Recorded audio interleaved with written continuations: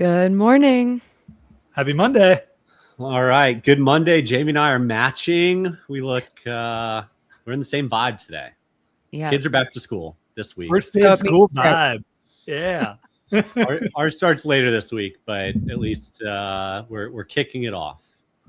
Well, my youngest started his first day of kindergarten today. So it was a big family milestone. I can't promise there weren't any tears. But it was cute. We won't ask who the tears came from. He did really good. Good. Oh, so That's cute. a pay raise too. Congrats. Oh my goodness. No more daycare. Thank goodness. Yeah. Yeah. What did you do this weekend, Michael? Oh man, good question. Same old, I think. Nothing wild. Dadder Day. Got the dads and the boys together and let them run wild. I feel like we did something fun, but I guess it wasn't that fun. What about you? You cooked for 3,000 people? Oh my God. Yeah. We had our big family reunion, our 175th anniversary, and my cousin and I and my immediate family basically cooked we did cook for 300 people. And the biggest group I'd ever cooked for before was 60. And we're off the grid in the middle of the wilderness. So we had a refrigerated trailer, everything's running on generators, and just the sheer volume of chopping. I knew it was going to be a lot of work, but I wasn't really as I was in it, I'm like, this is so much work. I'm so tired. What do you cook on? Just lots of open fires? So we did I made the menus. All of the sides could be things that were assemble and then cool. So pasta salad, potato salad, cowboy coleslaw, that kind of thing. And then we did 2 cajachinas, which are roasting boxes full of pork shoulder and pork butt, and then chicken thighs and hot dogs on the grill. And then had all of my extended family members. We did dessert potluck. So every home or every family brought a dessert to share. And we had a band and 2 DJs and kegs, and we got a family photo. So there's 300 of us in this photo. It's pretty crazy. So, Is the band all family members? No, the band is not family members. They were hired. And then the DJs, one is my good friend Dan, and another is a good friend of my cousin named Sam. And they're professional DJs, and they did us a huge favor and came in and, threw a party for us. Rocked out at a family reunion. Yeah, they were like, this is a lot of people. And it was just so fun. It's really great. A lot of times, because family members share homes up here, share camps. So people are staggered throughout the summer, throughout the year. This is one of the times when everybody finds a way to kind of fit. And so it's great. I spent time with family members I hadn't seen in, a decade or something. It was really, really nice. So, but yeah, my immediate family got roped in because I volunteered to do it.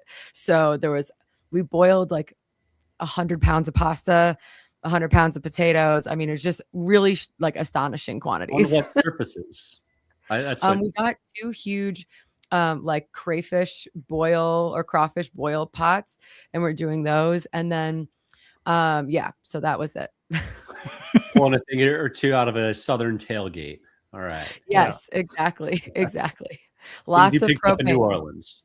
Yes, exactly. So yeah, very fun. A showcase of I think when, a lot of our listeners are obviously very good at being hosts and have hospitality in their nature. And you can see, I had some cousins that were I don't even know how you are possibly doing this. And it was so much fun. I really enjoyed it. But I think for our 200th, I think we should fundraise for caterers. Yeah. That's my vote. Well, before we hop into our stories for today, I want to give a shout out to our sponsors at StayFi. StayFi helps short-term rental operators build direct guest relationships through branded email marketing and guest data tools that turn one-time bookers into repeat guests. So start growing your direct booking revenue today at stayfi.com/goodmorninghospitality. So first up, our favorite recently, Airbnb doing fun things. Skift put out a great article about Airbnb's next act, getting into tickets, which is a branch off of experiences, we would say, and then perhaps parlaying into a wallet, and similar to how Starbucks has a customer wallet. So want to Let's get table your the wallet what? discussion. And I said, let's table the wallet discussion. Yes, yes. We'll Let's loop around start with to tickets. Start with tickets. I think this makes Airbnb. a lot of sense, but go ahead, Michael. Airbnb is the king or queen or whatever at PR, and they find their way into the news cycle all the time, and bringing in people to build a ticketing platform. It's another week. It's another type of vertical that Airbnb is trying to push into or expand into, becoming more and more and more like a traditional OTA. So I think we, at this point, can confidently say they're running full steam ahead at becoming a full-blown OTA. But it looks like and we'll get into the wallet component later, but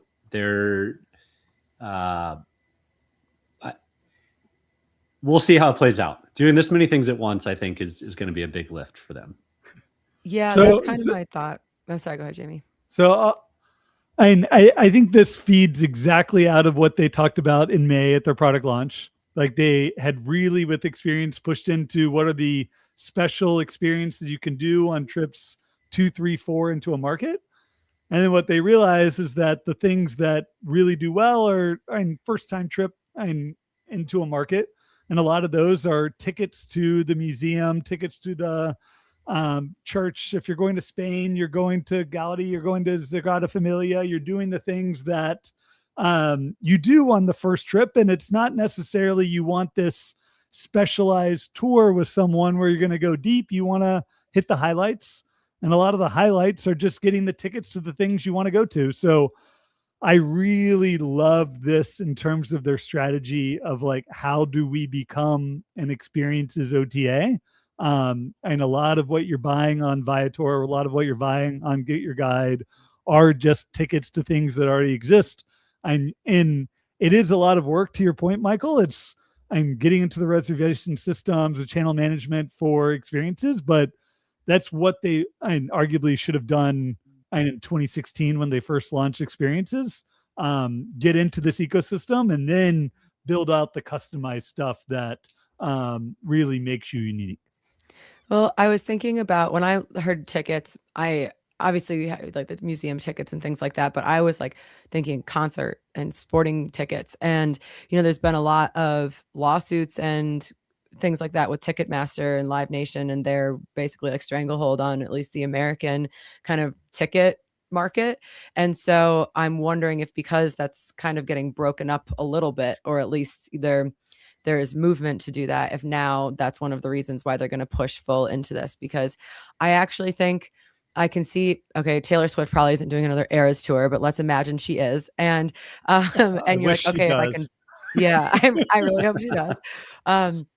But then if you can just like buy all of that together, like your Airbnb for the girl squad that's going, or for the dads taking all their daughters and their friends, and you do all of that in one spot, I think that could make a lot of sense. I mean, those are, especially if you're traveling for a soccer game or a football game or whatever it is. Yeah. I mean, Viator is a really big and valuable business. And I would venture to guess, maybe Jamie has the data, but I'd venture to guess the big tourist attractions are the vast majority of their revenue. The Vatican, the Louvre, the Met, etc. And I would be inclined to just click, yes, add 4 tickets to the Louvre if I'm booking a place in Paris. So it makes total sense.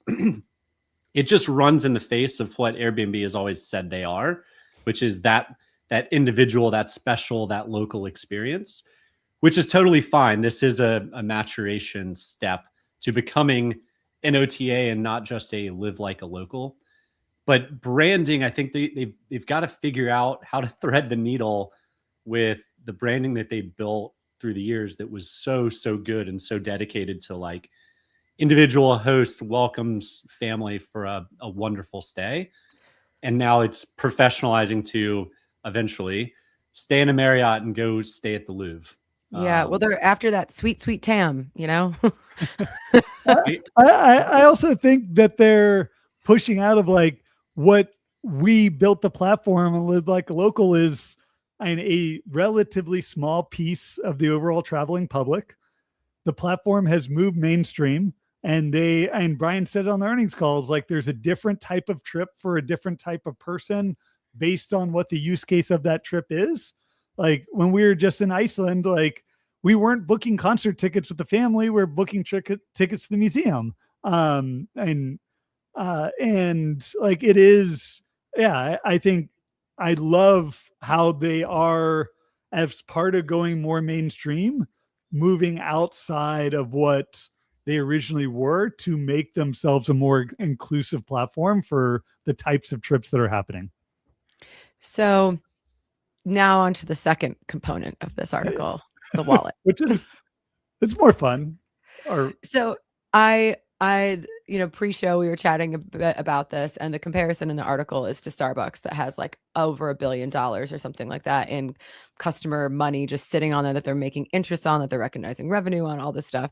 And my point was like Starbucks is coffee. That's something that you're consuming potentially every day, potentially multiple times a day. And so you're in that app, you're adding $50 to it, you're, whatever.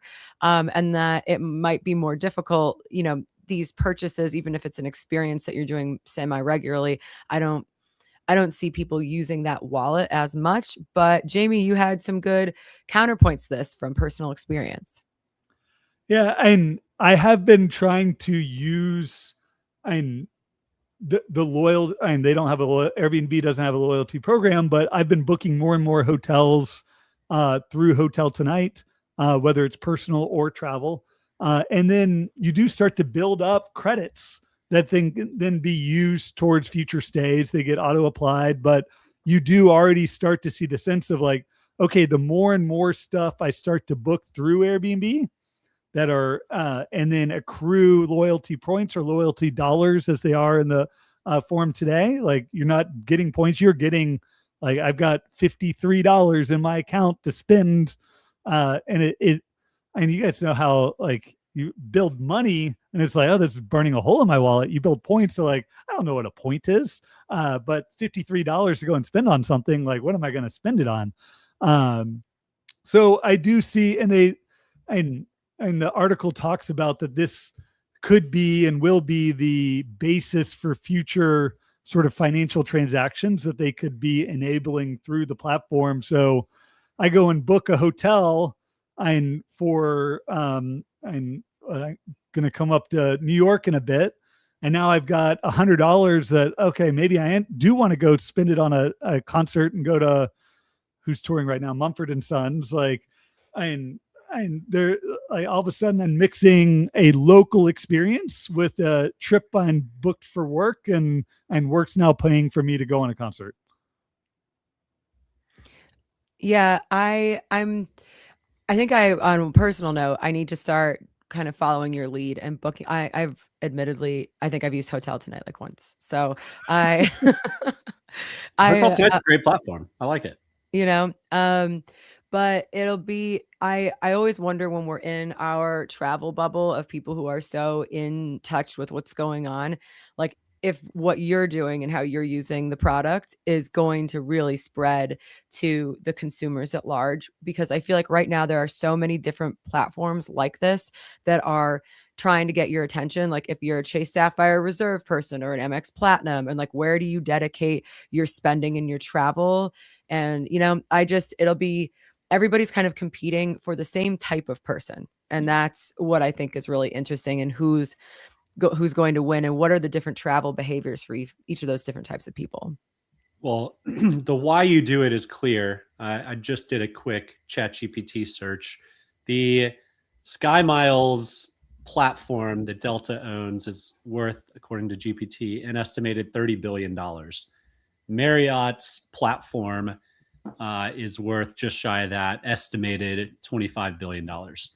Now, if that's completely wrong, blame ChatGPT, but it sounds like it's probably pretty right. And that's why Airbnb is doing it. Now, the difference is Delta is selling direct, Marriott is selling direct. I don't know if there's a third-party loyalty system that's as valuable outside of the credit card points. Yeah. I'd imagine the MX points or the Chase or Capital One points are extremely valuable, but this is why they're doing it, because they can, one, sit on a bunch of cash, two, drive bookings from Jamie's work travel to his leisure travel. And it's a smart play. I think those that will benefit most will be the short-term rental hosts and owners on Airbnb's platform. Those that, stand to gain the least would be the hotels on the platform that people are just earning points off of and not actually burning more points through. Yeah, well, some of these things are just in their infancy. They're hiring for these positions, so I'm sure in 6 months or however long it'll take to get things for the next article to come out, we'll see. We'll see what happens. But speaking of OTAs, Expedia just bought an AI trip planner, Layla, and for adding to their continuing AI, plans, and Layla is going to continue to operate on its own, and then they're folding it into Expedia over time. And pre-show, Jamie did his own planning. So, Jamie, how did the experience go with Layla this morning? So, you guys know I've loved playing with a lot of these AI trip planners. So, and I don't think it's too different from Odessia, which we saw Francis roll out earlier this year. Like, it's really leveraging the LLM models to go out, find and build an itinerary, find lodging inventory, put together the flights, put together the experiences, the things that you're going to be doing while you're on that trip. And I think they do an incredible job of laying out your entire trip pretty quickly, and then making it relatively easy to book. And there was definitely like some bugs in it. Like I was going through I was going pretty broad in the area I was going, and it gave me one lodging option when I clicked. And then when it went and built my itinerary, it had me in entirely different places. And what it does is I think it gives them a sandbox to be testing on what AI trip planning might be. And that doesn't have to live within the Expedia platform, and whether it's Expedia, Vrbo, hotels.com, where it's exposing billions of people and their existing flows to experimenting on what this next phase is going to look like.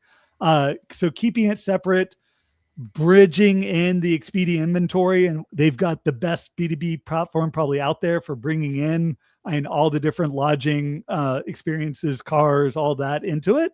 And just if you had the inventory, you had the great developers that maybe Layla has, what could be built, and doing it where Expedia can capture that value as opposed to letting someone figure it out and having to buy it later on once they actually did. Yeah. So good, Brandon. I have a quick question before you hop in there, Michael. So what we talked about a couple weeks ago, what is the difference between doing this? And I agree with your statement that Expedia is playing in the sandbox and keeping it separate now. And then I think integrating it into Expedia later on and having that workflow, that makes a lot of sense. When right now in the state that we're in, why would you go to one of these travel planners instead of just typing in to Claude or ChatGPT or anything like that? If they're leveraging the LLMs, why would you even do that? One reason, a prettier interface. I'll push back on that one. I think if you can start with the premise of your trip, what is your ultimate goal? And then I think what everyone wants to get to is a one-click buy of I want to buy this and I want to have it complete my air travel, my rental car, my Vrbo stay, have all of that happen with you do the one prompt app that people want to build. I want the one prompt trip that I can say, here's what I want to do. Now just go and book it. And right now, no one really has the integrations built that they can do that. And I think that's where Layla and working with Expedia and having now Expedia own it, they've got the inventory they've got the information maybe already in your one key platform, like all the information about you, marry that data in with their AI developers and be able to bring that all in, like that they could sort of one shot the trip planning. And I think that's the holy grail here. Well, I want to go back to why I think Expedia bought Layla, and it's less as a sandbox, but my total guess as to why is they were driving some traffic in the B2B realm, and Layla was going to die otherwise. So they just kept it alive to keep driving some bookings. I did a little test before the show as well. I asked for a fun family trip within driving distance from Auburn, Alabama. It said Gatlinburg is a great option. I said, okay. It flipped me to a different page. And then I said, keep the budget under a certain amount. And then it sent me to New Orleans. So the tech, it doesn't seem good. It's not. What do you have against New Orleans? I love New Orleans. I would, but if Layla knew me, it would know my brother lives in New Orleans, and I wouldn't look for a place to stay there. So to Brandy's point, I would just search in ChatGPT or in Gemini, Google, which we'll get to in just a second.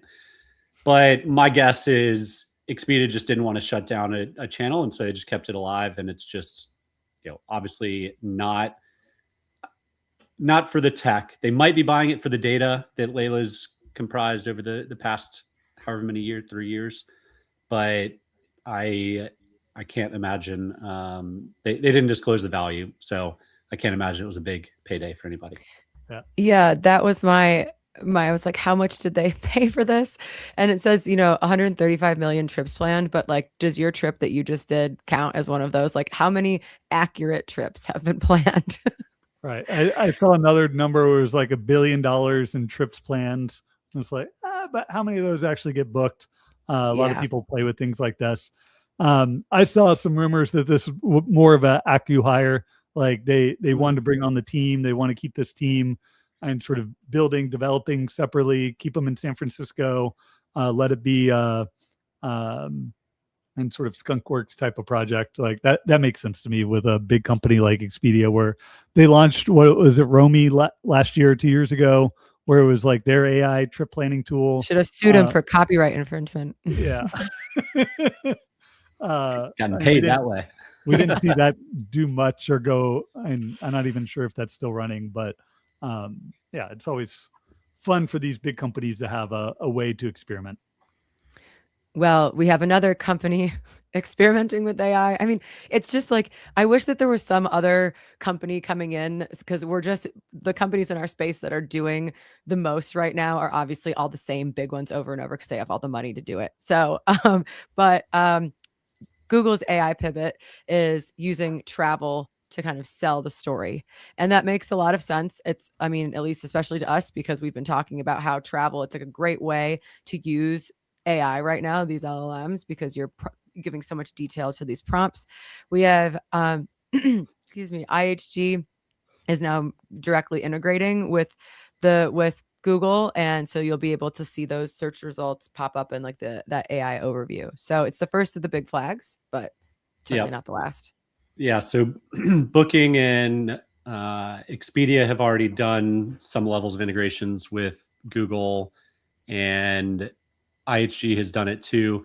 It just means the big boys are leaning into this in a big way, which says, and it should put all of us longer tail folks on watch, that it's happening. It's happening fast.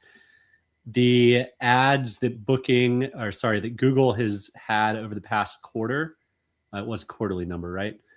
Was up 17%. So ads on Google have not dropped at all. It didn't show how much we're through AI mode or how much we're just traditional, but people are trying to spend more and more on Google because search is now harder and harder. It's being dispersed in more places than just Google. So this is a fascinating spot. Where people start their searches is changing, which is, I think, good for all of us. More competition is better. Google dominated and owned it. Two of its top 5 spenders historically on Google Ads were Booking and Expedia. So of course, this makes total sense that they're going to lean into it. I'm curious to see how the long tail reacts, how the independent hotels or short-term rental operators. Jamie smiles because I think this is a chance for the long tail to gain market share back. But if they're asleep at the wheel, then the OTAs will absolutely dominate. Yeah. And I see this like clearly playing into my thesis of like the OTAs, the big chains are going to be able to work with the large platforms, whether it's Google, ChatGPT, Anthropics of the world. Like they've got the ad dollars to deploy. They've been deploying them.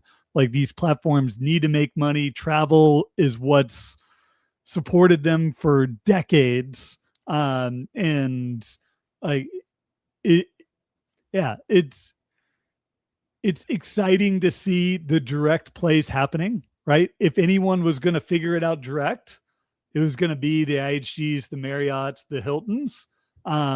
It's just, can the independents work with these large companies in the same way that some of these large brands and OTAs can to drive traffic to their sites? And I think that's still really yet to be seen. And if it didn't happen in a big way in our old paradigm, like I'm not necessarily sure it's going to happen in the new one. I really, really could have used you at the STR retreat because that was my side of the debate, and we didn't get most of the group on our side. Well, and the reason here, I think that the long tail does have a chance is because search is so deep, and Brandy has more information on her homes than she gives to Airbnb or Expedia or Booking. And the article shares that the long tail advertising is getting better and better, and people are converting more and more because it gets so specific. Historically, people aren't searching in long form. They search in keywords. But as people shift to the long tail, it gives you the opportunity to present the long tail and convert that ad versus not being in the top 1 or 2 that Expedia and Booking own. Maybe I spend too much time looking at the long tail is doing. Like they're not even filling out their Airbnb and Vrbo listing pages, much less having more content. Okay, the mid tail, what they're putting in there. Mid tail. Well, I mean, is... on like the positive, optimistic side for operators, I do think that, to Michael's point, those who are like trying to be on top of things, who are interested in experimenting, who are trying to at least figure out ways that we can like step on this rocket ship that is happening, there might be some opportunity now, you know? And there's people who still refuse to list on certain OTAs because of feelings, right? Like they're not going to be the first ones to jump on figuring out how to get their properties read on, by Claude, right? But those that do might stand a chance. And then maybe if people start to see success stories, that's how you can build. Or maybe the OTAs will come in and totally squash everyone. I mean, I think that just remains to be seen. Or maybe there's a third option where there's a new, like the OTAs will be so confident that they have dominance that there's new OTAs maybe that come in. I don't know. I think that there's so much happening right now that predictions just seem like I never would have predicted some of the things that we're talking about right now, a couple of years ago. So it's, I don't know. It'll be interesting. Well, I'd love the audience to weigh in on, are you in camp OTAs will dominate everything, or camp now's your chance for the long tail to make an impact? Yeah, a good audience poll will be good. So comment in the episode. Maybe we'll send out a poll at some point on the LinkedIn page and get people's opinions. See who gets spicy in the comments. People feel very passionate about this. I did reach out to your buddy Jason at Kismet, so he's going to come on the STR Data Lab, and I'm going to give him a chance to convince me otherwise, since I missed when you guys had him on GMH. Yeah, That's gonna be a Great. can't miss episode. Yeah, for sure, for sure. Well, great episode today, guys. I'm happy that your kids are either in school or about to go back to school, and you can maybe have some more time to yourself. What do you guys have going on this week? Nothing? Man, getting the kids off to school was my only goal for the week, and that's been complete. But I'm getting back into the day-to-day grind. My wife is out of town this weekend coming up, Friday through Monday, so I've got the long time with the kids, and we're gonna plan all sorts of fun goodies to keep everyone busy and entertained. Nice. And How about you, probably Mike? after a long week of not enough sleep and stress of going back to school, so it should be good. Yeah. Yeah, it's for some reason school doesn't start until Friday. It's very weird how they do it down here. So getting through this week and then getting back to a normal schedule and swing of things next week. So survival. That's the Survival. focus. I love that. You any more travels? Where are you headed? Gosh, guys, my week 3 of B2B work travel. I'm waking up at 2 a.m. to drive to the Albany airport for a flight to Steamboat Springs, Colorado. So, that's what I'm doing. Right, you'll be there by 8 a.m. Yeah. Well, I have to drive 3.5 hours to Albany and then get on my Never flight. mind. Never Do you mind. at least have direct or into Steamboat, or do you have to fly into Denver and drive? No, I was really happy that Albany to Denver existed. That did not exist a couple years ago. So I thought I was going to have 3 flights, but I only have 2. And the Denver to Steamboat flight is it's like 30 seconds. It's so short. So that's fine. It's just Thursday on the way back, like going West Coast to East Coast just destroys your whole day. Like West Coast is the worst, isn't it? Yeah. Completely agree. Well, I hope you guys, I'm sending positive vibes to both of you for your different stages of back to school and survival. Thanks to everyone who commented on the live show. Really love having that kind of audience participation. And thank you to all of you who are listening on the downloads later on. We will see you all next week.